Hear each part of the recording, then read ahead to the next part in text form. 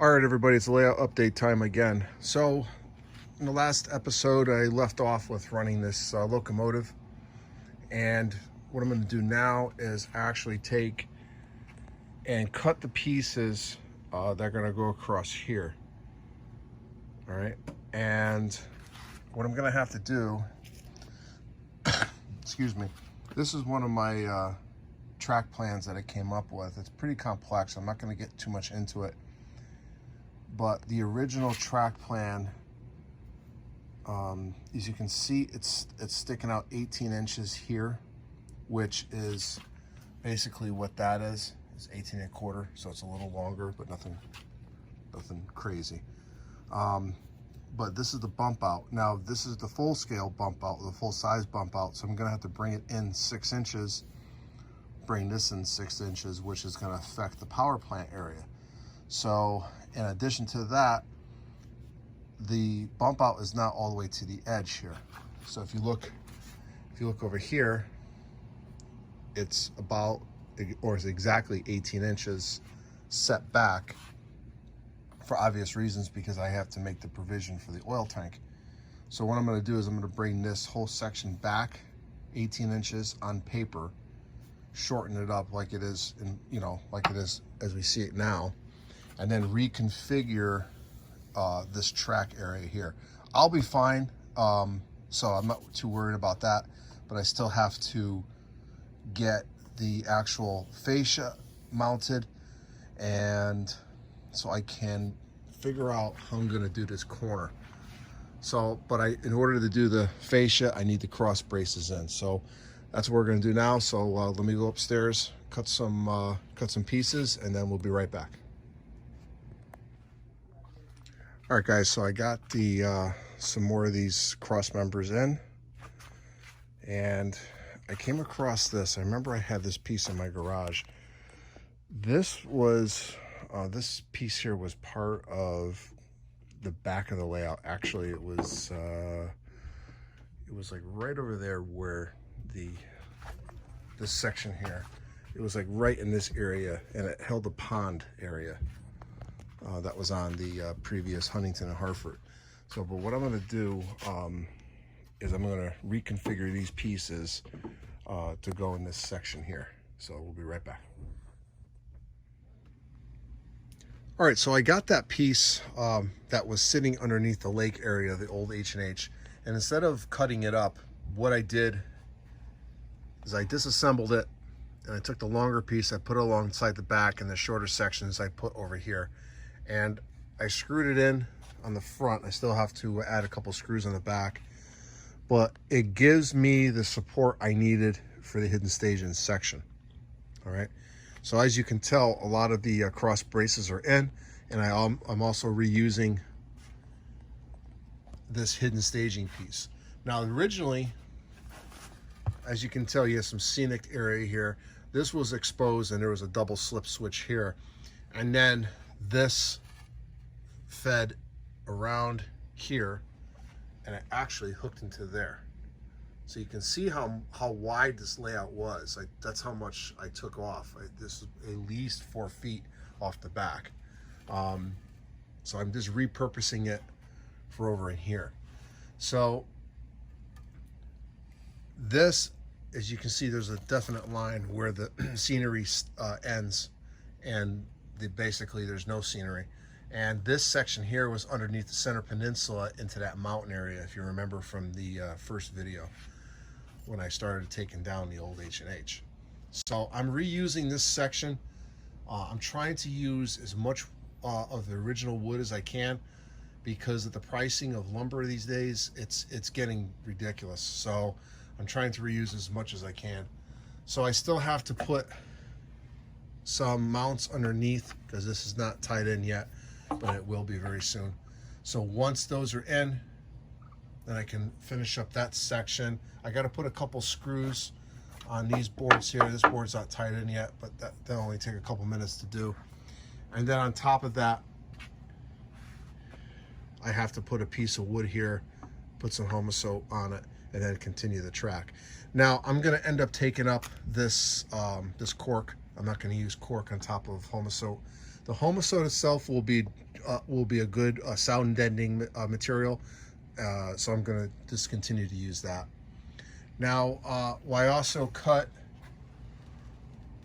this section here, so that's going to be also hidden staging into Bay Ridge, and this switch, that there will be a switch there, that's going to feed the Bay Ridge yard, and I'm going to save that for another layout update because I still have to do quite a bit.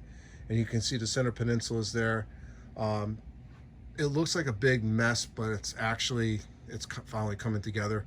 I still have to put all the cross braces on center peninsula, and you can see that one of the old control panels. So it's definitely a lot of work. So let's take a look at another section that I've been working on, and we'll be right back. All right, so what I decided to do is I'm going to take off this section here. Don't worry about this line. This is the line that we want to be concerned about. So I started cutting it with a razor knife. Now this is Homosote, so I'm going to cut it with a razor knife. If I went to cut this with a saw, it would make a terrible mess. This stuff gets really messy and dirty and dusty and everything else. So if you're working with Homosote, try to avoid using a circular saw as much as you can. You really want to use some type of straight blade. But anytime you're using cutting materials, make sure that you protect yourself, because these things, they don't show any mercy. So, all right, so the next thing, I'm going to take off this Homosote. I'm going to run my saw down here to cut it at this line, and then when we come back, and then I'm going to readjust, and we'll move on to the next step. So I already started marking the bottom, but I'm going to cut the top first, and then I'm going to end up moving this on this side. I'm going to notch this out. So I got quite a few cuts to do on this corner. And what I decided to do is from this corner of the house support to this corner, actually this line, is going to be 29 inches. And the oil tank is 27, so I'm going to give 2 inches of playroom. And then that should suffice of getting the old tank out and then a new tank in, I don't know, hopefully 20 years from now. So, but we'll see what happens.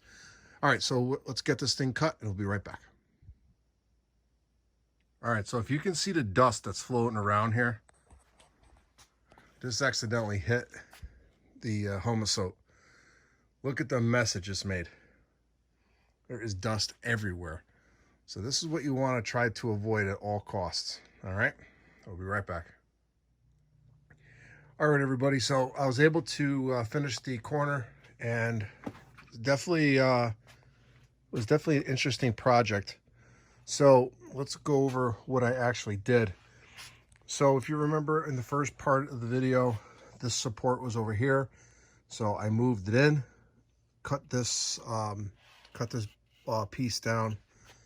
I had to notch out the benchwork here. You can see where I was cutting. So I just notched it out, moved this in, angled this. I had to angle the actual L girder. And then I put a new L girder and I attached over here, and I made a triangle, more or less. And it actually, it made it nice and strong. So everything is pretty much good in this area. Everything is level, which I like. I am nowhere near being a carpenter, I can tell you that. This is definitely my, it's not my strong skill that I have, but to have to rebuild this corner, I guess it came out okay. So it will pass, and it's not going to fall down or anything like that, so that's good. So I got this corner in, notched this out, made the adjustments here. So now I have about 29 inches now between here and this support beam right here. So I'll be able to get the oil tank out 20 years from now. So hopefully I won't have to for a while. But I was able to get that in. This thing is ready to go. So now the next step is to start assembling the center peninsula, but that's going to be in the next layout update video. So I got all the pieces cut, but we'll cover that at the next one. So so far, oh, I added this board here, this support, but it doesn't hook up to the Benchwork. This is just for the fascia. So the fascia is going to come. There's going to be, hopefully, let's see if I did it right. The fascia from the rest of the layout will end here, and then I may have to angle this a little bit, and then this piece is going to come from here, hook up into here, and then hook up into here. I still have to put my vertical pieces here and then add this section in. So all said and done, I did not lose too much of the layout at all. In fact, I'll show you actually the actual size of the piece that I used. All right, the size of the piece that I cut.